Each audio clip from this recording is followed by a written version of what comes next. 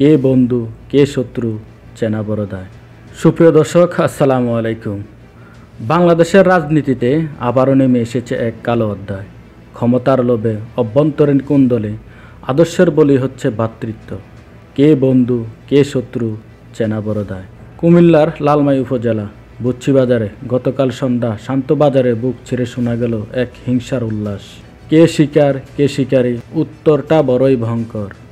বিএনপির কেন্দ্রীয় কমিটির সদস্য মোবাশ্বের আলম ভূঁইয়া একজন জাতীয় নেতা। নিজ দলেরই কিছু দুর্বৃত্তের আক্রমণের শিকার হলেন তিনি। ভাবা যায়, নিজ ঘরেই আক্রমণের শিকার। লালমাই উপজেলা বিএনপির সভাপতি মাসুদ করিম এই ঘটনাকে বলছেন ন্যাক্কারজনক। তিনি বলছেন, আইনের আওতায় আনা হবে জড়িতদের, কিন্তু কার বিরুদ্ধে? যখন নিজের দলের লোকই হয় হামলাকারী, তখন আইনের হাত কতটা লম্বা হয় সেটাই প্রশ্ন।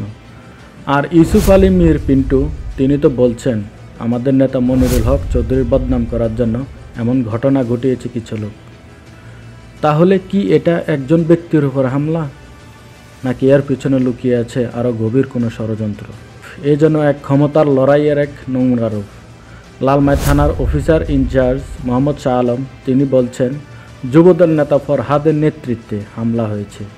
তিনি আরও বলছেন, এতদিন সবাই মিলেমিশে রাজনীতি করেছে, কিন্তু কী কারণে গ্রুপিং সৃষ্টি হয়েছে তা বলতে পারছে না। পুলিশের এই অপারগতা কি কেবলই অজ্ঞতা, নাকি এর পেছনে আছে কোনো অদৃশ্য শক্তির প্রভাব? মোবাশ্বের আলম ভূঁইয়া তিনি স্পষ্ট বলছেন, নিজ দলের লোকেরাই এ হামলা করেছে, থানায় অভিযোগ দাখিল করব।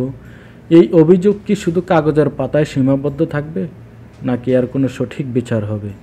প্রশ্ন উঠছে, বাংলাদেশের রাজনীতি কি এতটাই বিষাক্ত হয়ে উঠেছে যে নিজ দলের নেতারাই একে অপরের শত্রু?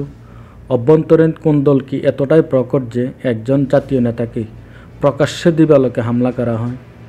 বুচ্চিবাজারের এই ঘটনা কি শুধু একটি বিচ্ছিন্ন ঘটনা, নাকি এটি একটি বৃহত্তর ষড়যন্ত্রের অংশ? ভবিষ্যৎ কি আরও অন্ধকার হবে, নাকি আলোর রেখা দেখা যাবে?